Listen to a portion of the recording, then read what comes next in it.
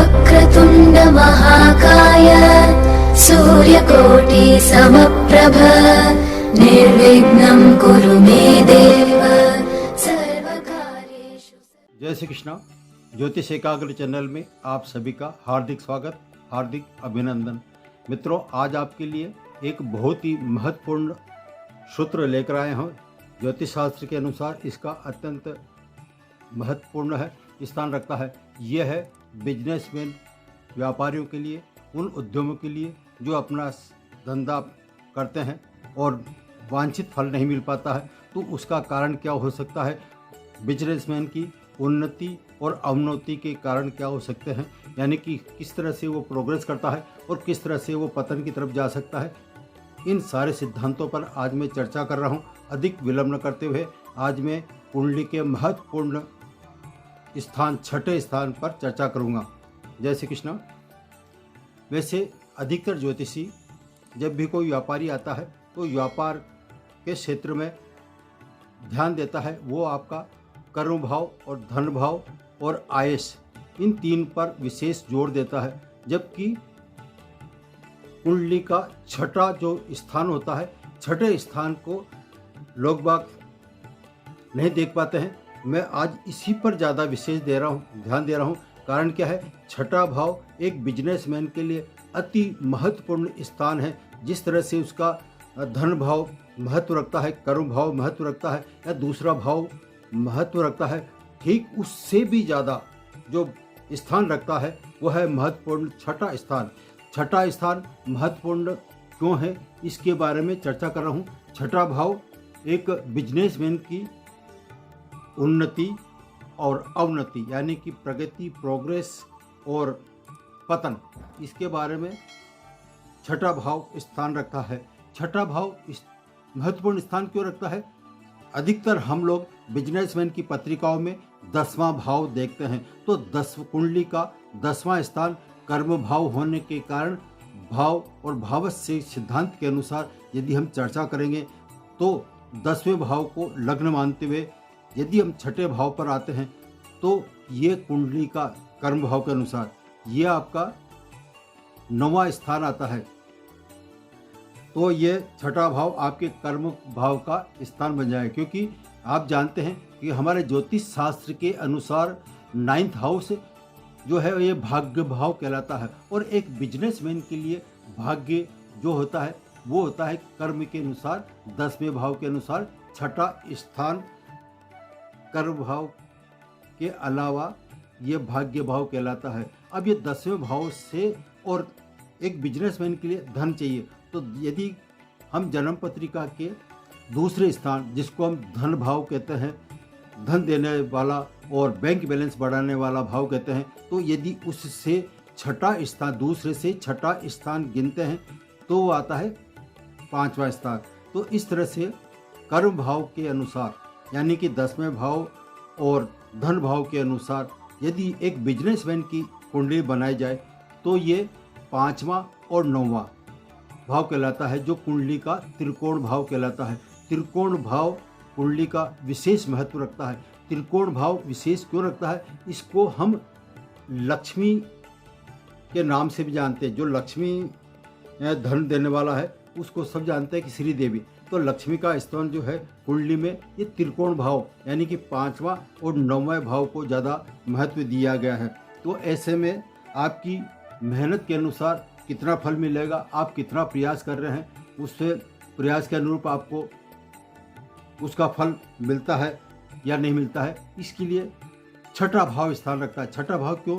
छठे भाव को हम अधीनस्थ, जो आपके अधीनस्थ कर्मचारी हैं, मजदूर हैं और नौकर हैं, ये आपके छठे स्थान से देखे जाते हैं। तो छठे स्थान पर जो स्थान का जो महत्वपूर्ण स्थान है वो आपके अधीनस्थ कर्मचारियों का भाव कहलाता है, छठे भाव से किया जाता है। अतः छठे भाव में यदि पाप ग्रहों की युति या दृष्टि संबंध हो तो आपके अधीनस्थ कर्मचारियों से आपके वैचारिक मतभेद हो सकते हैं, उनसे मनमुटाव हो सकता है, आए दिन उनसे झगड़े हो सकते हैं। यानी कि आपका कुल मिलाकर छठे भाव पर यदि पाप ग्रहों का प्रभाव होगा तो आपके अधीन कार्य करने वाले, आपके आदेश की अवहेलना कर सकते हैं और आए दिन आपके मनमुटाव के कारण आपके बिजनेस में जो प्रोग्रेस होनी चाहिए वो प्रोग्रेस नहीं हो पाती है। ये मेन कारण है आपके बिजनेस में पतन का। अब आपके यदि अधीनस्थ के साथ मतभेद होगा तो व्यापार कैसे आगे बढ़ सकता है, ये आपका विचारणीय है, सोचनीय बिंदु है। छठे भाव की शुभ स्थिति, यदि 10वें भाव यानी कि कर्म भाव से संबंध जातक को अपने अधीनस्थ कर्मचारियों के अलावा जो आपके जैसे 10वें भाव का स्वामी यदि छठे भाव, इन दोनों 10वां भाव और छठे भाव की शुभ स्थिति हो और छठे भाव में शुभ ग्रह स्थित हो तो ऐसे में ऐसा बिजनेसमैन अपने जो अधीनस्थ हैं उसके अलावा आपके जो सहयोगी हैं उन सहयोगियों से भरपूर सहयोग प्राप्त करते हुए उनकी सहायता से दिनों दिन अपने व्यापार में अपने बिजनेस में सफल होता ही चला जाता है।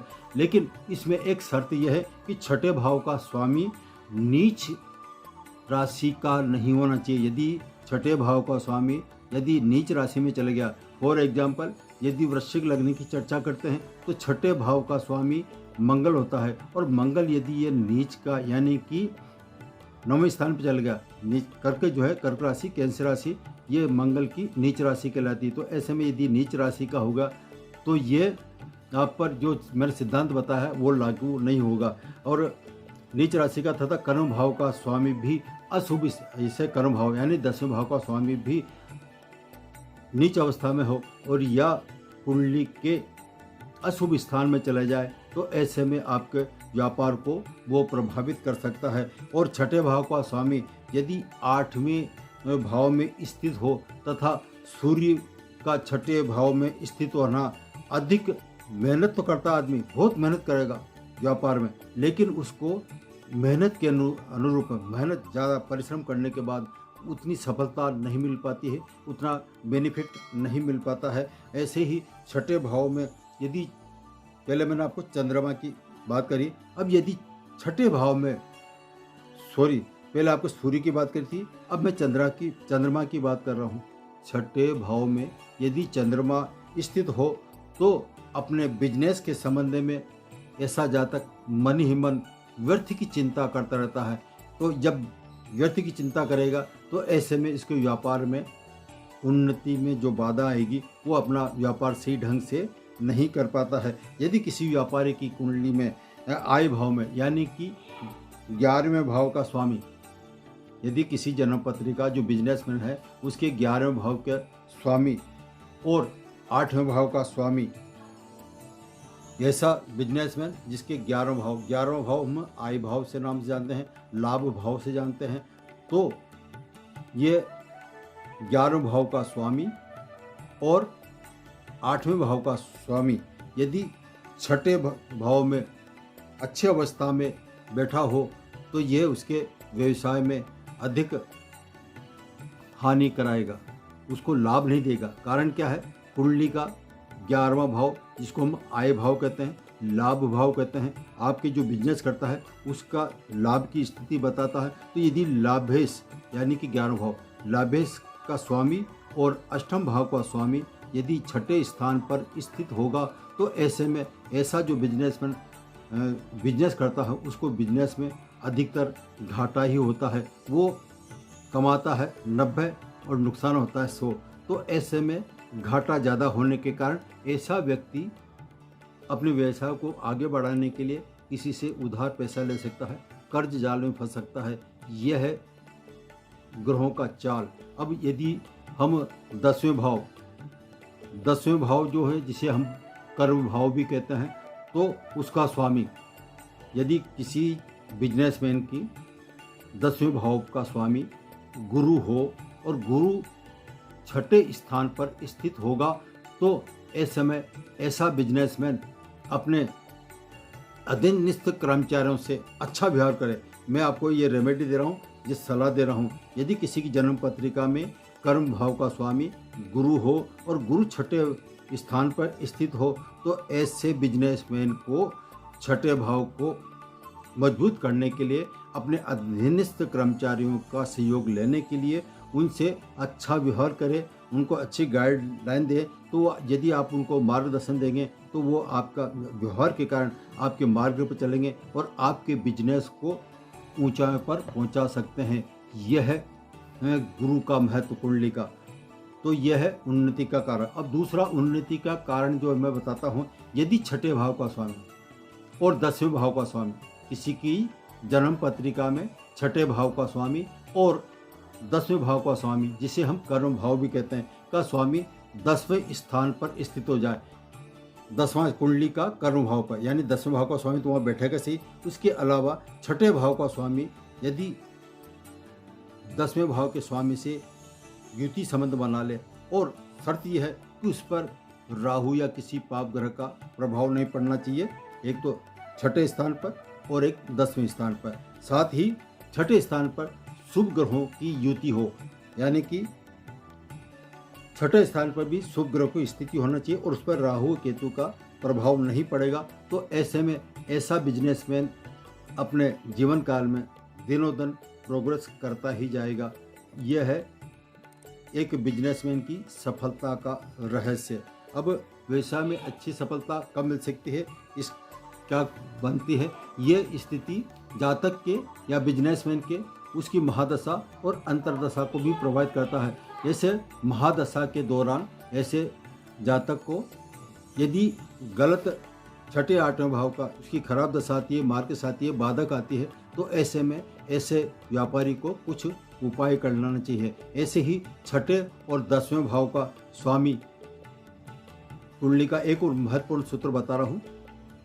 जन्म पत्रिका का छठे भाव का स्वामी और 10वें भाव के स्वामी दोनों की युति संबंध, दूसरा भाव हम धन भाव कहते हैं, आपका बैंक बैलेंस को दर्शाता है। ऐसे में छठे और 10वें भाव का स्वामी यदि दूसरे स्थान पर बैठ जाए और किसी पाप ग्रहों से प्रभावित नहीं हो, तो ऐसे में छठे भाव का स्वामी पाप ग्रहों प्रभावित न हो, पाप प्रति योग में नहीं हो, तो ऐसा जातक अपने अधीनस्थ कर्मचारियों के सहयोग से अपने बिजनेस को बहुत अच्छी प्रोग्रेस दिला सकता है, बहुत अच्छी उन्नति कर सकता है और दिनों दिन वो सफलता के ऊंचाइयों को छू सकता है और ज़बरदस्त उसको बेनिफिट हो सकता है। और उसके धन वृद्धि, यानी वो दूसरा भाव बैंक बैलेंस भी कहता है, तो ये धन वृद्धि के साथ ऐसा जातक लखपति नहीं, मेरा दावा है वो ऐसा जातक करोड़पति तक बनता हुआ देखा गया है, और जो करोड़पति नहीं वो अरबपति तक बन सकता है।